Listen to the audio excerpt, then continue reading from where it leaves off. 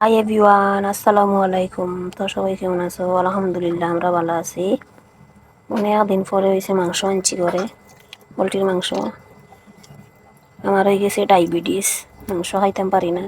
প্রায় 2 মাস হইব মাংস আনছি করে। তোমার ভাই তারা বাড়িতে নেই দেখিয়া, ভাই তারা মাংস খাইতে দেয় না। আর বাচ্চারা তো মাংস খাই বলেই পাগল। তো আজকে তারা বাড়িতে নাই দেখিয়া মাংস করতে আনলাম। এটা এখন রান্না আরম্ভ করবো। আমি একবার কম মশলা দিয়ে রান্না করবো। এখন আমি খাইমু অল্প।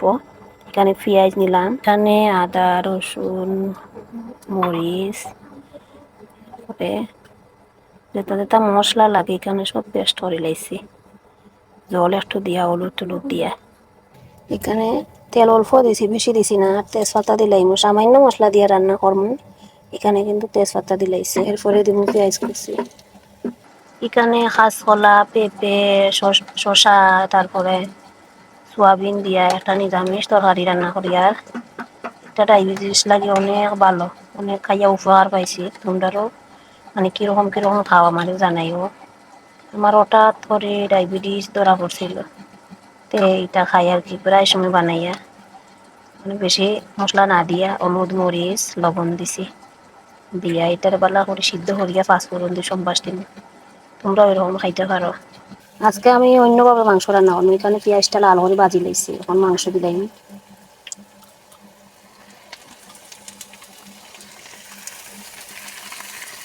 মাংসটারে অনেক সময় ভাজা করলাম, তারপরে এখন মশলা দিলাম, তারপরে লবণ। এদিকে সবজি আমার প্রায় হয়ে গেছে গিয়ে, মোটামুটি হয়ে গেছে। এটা নামাইয়া পাঁচফোড়ন দিলাম। এখানে একটু জল দিলাইছি, মাংসটা একটু হইতাছে। ও চলো তোমার একটা জিনিস দেখাই।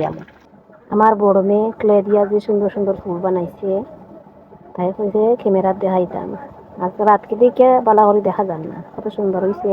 রাতকে দিকে দেখা যান না, ওই দিকে আরেকটা বানাইছে, কি সুন্দর। দেখো চাই কি সুন্দর লাগে, তোমরা জানাইও কমেন্ট করিয়া। আর আমার মেয়েটার লাগে তোমরা দোয়া হইও, সে সুন্দর সুন্দর জিনিস বানায়। ওই আরেকটা বানাইছি, এটা হলো কেক।